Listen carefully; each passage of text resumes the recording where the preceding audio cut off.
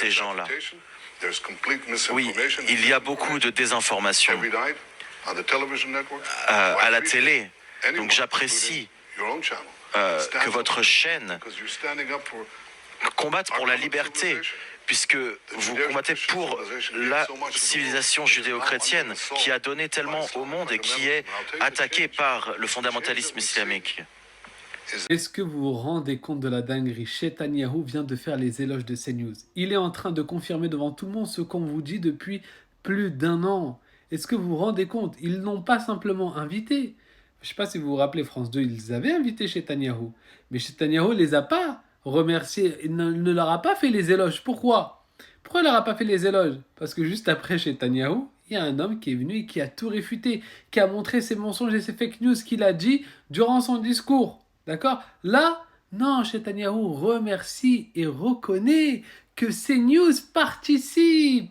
Oui, on vous parle de cette complicité, on vous dit non, c'est de là que celui qui défend, celui qui se tait, attention, vous êtes complice, etc.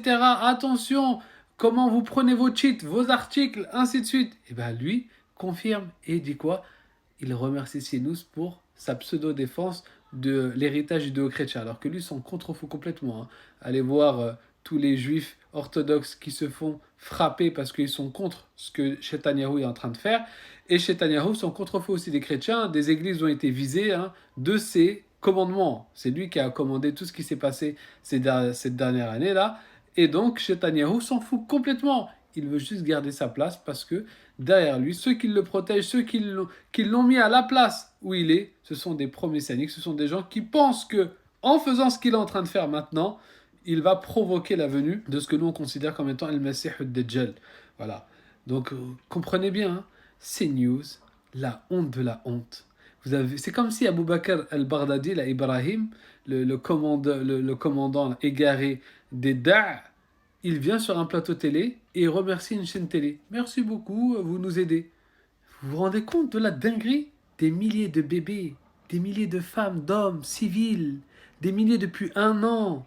Et vous recevez un remerciement de la personne qui est en train de faire cela. Est-ce que vous vous rendez compte à quel point vous êtes la honte et la lâcheté de cette humanité en 2024? Est-ce que vous vous rendez compte? Je ne sais même pas comment vous allez trouver le sommeil. Est-ce que vous vous sentez bien? Vous arrivez à vous regarder dans un miroir?